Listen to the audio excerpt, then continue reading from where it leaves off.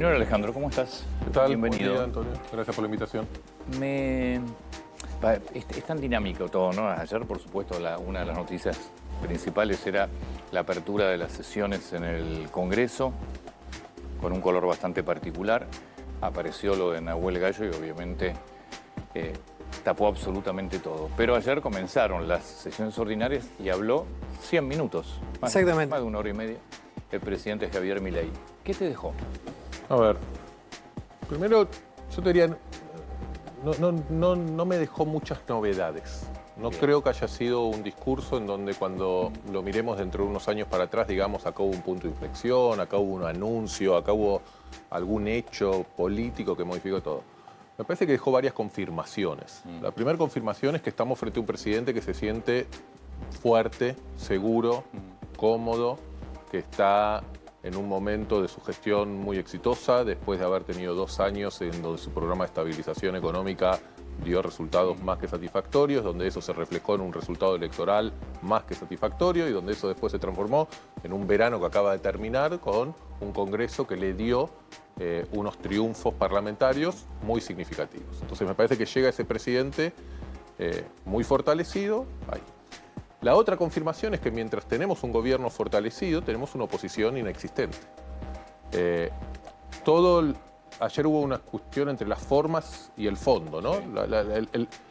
Las formas terminaron dominando y la discusión en las redes sociales, la discusión entre la gente que lo vio, era esta pelea de barro que el presidente planteó, o que por lo menos yo creo que el presidente planteó. Milei siendo Milei, ¿eh? Claro, que ahí están las dudas, ¿no?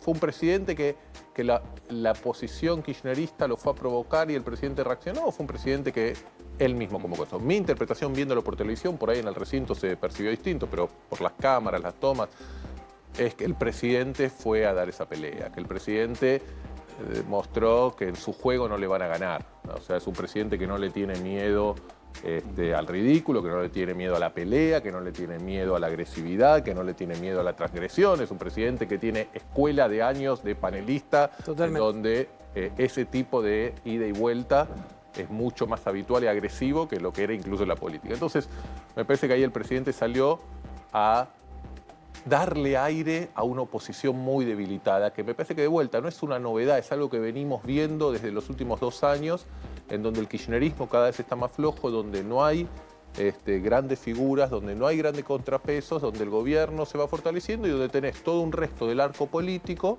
que ayer estaba sentado, mirando. Ayer el presidente es un gobierno que no tiene ningún gobernador propio, pero ayer creo que había 8 o 10 gobernadores sentados, mirando, escuchando, que vienen negociando con el gobierno. Hay que ver cuánto tiempo y por cuánto se prolongan estas negociaciones.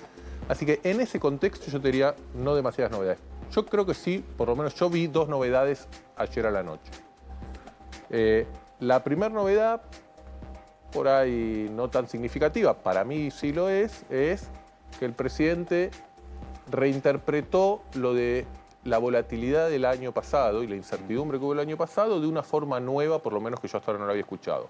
El año pasado el presidente terminó diciendo: tenemos que aprender de algunos errores propios, hubo problemas de liderazgo político, hubo problemas de organización interna, hubo internas dentro del gobierno. Sí, después fue el riesgo Cuca. Sí, está bien, pero hubo partes de errores del gobierno, incluso haber perdido el control del Congreso como lo perdió, porque se peleó con los mismos gobernadores que ayer tenía sentados, que después se sentó. Entonces, hasta ahora ayer todo el discurso fue: acá hubo los Cuca, acá me intentaban hacer no sé si dijo un golpe o dijo... No, le dijo golpistas varias veces. Golpistas, y cabeció y acusó a la vicepresidenta, etcétera, etcétera. Ahí me parece que hay una novedad, no sé cuál significa.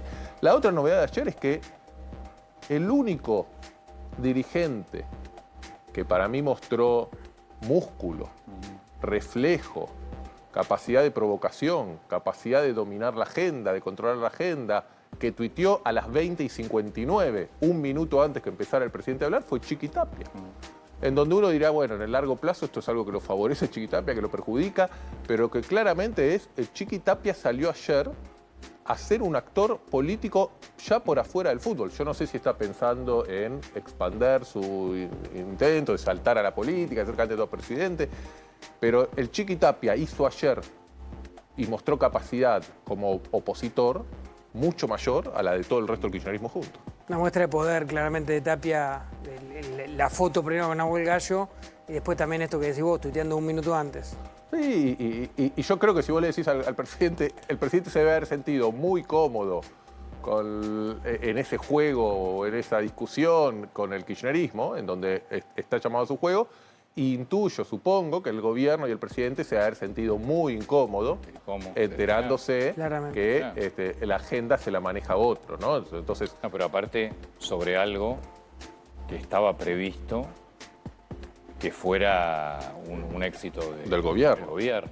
Estaba manejado eso con Estados Unidos. Así que eso me parece que es un poco el contexto. Me parece un presidente que volvió a ratificar un poco de su componente antisistema, antipolítica, una oposición muy desmembrada, muy deshilachada, un kirchnerismo que no tiene en este momento ningún replanteo serio. Hay que esperar hoy a la noche al gobernador Kicillof, pero hoy el gobernador Kicillof, hasta uno le dice kirchnerista, claro, pero está enfrentado a la kirchnerista. Siempre fue más de Cristina. Ahora, ¿qué podés esperar de una agrupación cuya líder está presa? Algo que marcaba, obviamente, recordó el presidente Javier Milei varias veces, pero no solo está presa y tiene por delante causas muy heavy. Sí, y yo te diría... Y la del memorándum de Irán. Sí, y no solo es cuestión que está presa, es una expresidenta, una líder política que no pudo construir un heredero, porque Máximo Kirchner claramente no tiene la capacidad electoral... Y no sé si no termina preso. Política de hacerlo. Entonces, y también yo te diría algo más allá de ¿qué se puede esperar de una oposición cuando su estrategia y su línea de acción está basada en el supuesto que es un gobierno que explota por el aire y que es un programa económico que explota por el aire? Entonces, claro, ese es el argumento que dan siempre. Desde los popcorn de Arbistur diciendo esto en 6 meses explota por el aire, a la frase de Grabois de ayer diciendo esto termina mal. Quintela, la semana pasada. Bueno, entonces, si la presunción y la hipótesis de hace 2 años que la fuerza opositora tiene es esto le va a explotar por el aire, bueno, no está en sus manos poder alterar esto, porque están solo trabajando bajo la hipótesis de que esto explota por el aire. Hace 2 años que esto no explota por el aire y debería empezar a pensar que tal vez no explota por el aire. A la larga en la Argentina todo termina mal, pero por ahí la larga es mucho tiempo. Entonces, ¿cuál es la estrategia de la oposición, del kirchnerismo? Presumiendo que, este año el programa económico tampoco va a explotar por el aire. Y el año que viene tampoco por ahí explota por el aire. Entonces, ahí es donde quedan desmembrados, sin discurso, sin narrativa. Pero, insisto, yo creo que el kirchnerismo, como todas las fuerzas políticas que dominaron los 20 años anteriores al 2023, están de retirada. Uno lo que va viendo es en esta película que tardan años o meses los fenómenos en suceder, es cómo todo el sistema político y todo el liderazgo político que dominó Argentina durante 20 años hasta el 2023 está implosionando y cómo la Libertad Avanza se va consolidando. Y si esto sigue así, y por seguir así te digo, no que la economía empiece a crecer al 5 o 6%, como por ahí el gobierno piensa, no que la inflación vuelva a bajar a la mitad de este año. Si la economía crece un poco, Antonio, 2, 3, 3,5% este año. Tenés que empezar a sentir en la calle que mejora tu situación de consumo. Pero yo te digo, si acá viene un boom, imagínate, esto se lleva todo. Ahora, yo lo que creo es que la sociedad va a seguir premiando la estabilidad. En un contexto donde hace 20 años que Argentina no tiene 3 años seguidos de crecimiento, y en un contexto donde hace 30 años que Argentina no tiene 3 años seguidos donde la inflación va bajando. Y el gobierno tiene bastantes altas chances de que en el 2027 haya tenido 3 años de crecimiento, ya lo tuvo el año pasado, posiblemente lo va a tener este año, dispar. Va a haber sectores donde van a crecer mucho, va a haber otros sectores donde incluso van a seguir empeorando. En el promedio, que a veces los promedios son engañosos, va a crecer. Y también creo que hay chances, habrá que ver, falta mucho, habrá que ver el clima el año que viene, la cosecha, de que el año que viene también crezca. Si el gobierno puede plantear sobre la mesa 3 años de un crecimiento, aunque sea moderado, 3 años donde la inflación va bajando, y enfrente tiene una oposición deshilachada, desmembrada, bueno, sus chances son muy altas. Y si la hipótesis de la oposición con la que trabaja es decir, no, esto va a explotar por el aire, y se están apostando todo un all-in a un diagnóstico bastante dudoso. Coincido que el kirchnerismo está en retirada, claramente. Ahora, ¿cuál es el rédito de subirle el precio, de subirlo al ring, como hizo ayer Javier Milei? Porque directamente, te diría que 30, 40 minutos del discurso dedicó directamente a pegarle constantemente al kirchnerismo. Bueno, claramente me parece, primero estás generando un rival, un opositor que, como estamos diciendo, está desgastado, está sin figuras, quiero ver... ¿No te puede salir mal? ¿Vos qué decís? El error del macrismo. Pues existió, ya pasó. Ya pasó. También, y el de Cristina antes también. El de Cristina antes también. Primero los incentivos de las políticas y de los líderes es en hacer las estrategias que más consideran favorables a ellos mantenerse en el poder.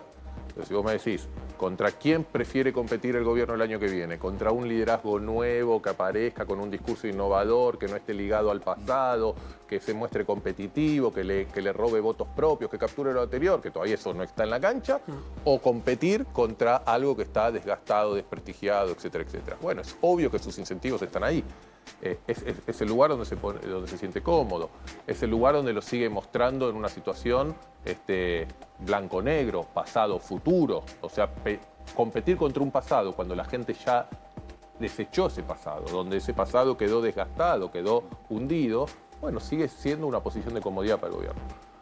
En un contexto, además, cuando vos hablás con todo el sistema político, salvo los que dicen esto va a explotar por el aire y le vienen pifiando, trabaja con la hipótesis de que el gobierno va a conseguir una reelección, ¿no? Entonces, esa es la lógica que de a poquito se va a empezar a imponer, incluso en las negociaciones con los gobernadores. Parece mucho, pero no parece tanto. En octubre, noviembre, vamos a estar falta... con el calendario electoral, vamos a ver qué gobernadores adelantan sus elecciones. Ya en un año vas a tener elecciones porque hay muchos que van a adelantar. El gobierno anunció ayer, el presidente, que va a mandar reformas electorales. Se va en algún momento, seguramente después del Mundial, empezar a discutir las PASO. Entonces, eso se va a ir acomodando. Y mientras la economía, insisto, se mantenga relativamente estable, aunque sea con un crecimiento moderado. Sí, va a haber problemas sociales, sí, va a haber problemas de desempleo, sí. En el mundo hay problemas de desempleo, en la Argentina va a haber más. Va a haber sectores que no tienen la productividad para resistir este modelo con un dólar fuerte y con importaciones abiertas, sí. ¿Va a haber pérdida de poder adquisitivo en algunos sectores? Sí. ¿Eso va a generar tensiones, ruido, malestar? Creo que sí.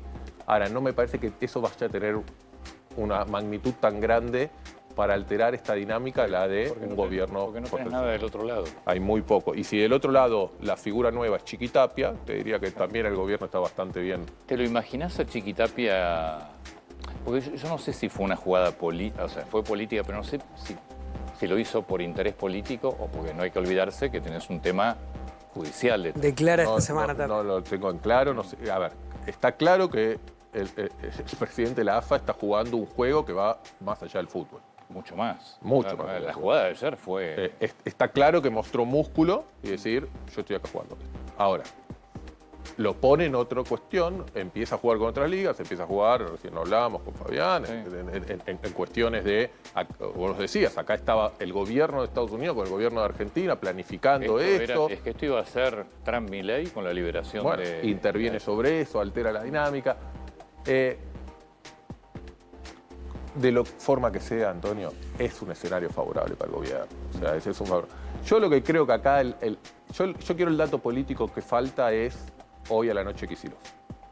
Porque Kicillof tiene esa posición dificultosa entre buscar ser el opositor, pero no ser el heredero de Cristina. Pero Kicillof, se va a plantar pegándole al gobierno. Sí, pero hay que ver... No sé si va a hacer alguna referencia. Bueno, eso hay que ver cómo responde. Si Kicillof juega su juego, responde al presidente, responde a la agresividad. ¿Cuál es la regla?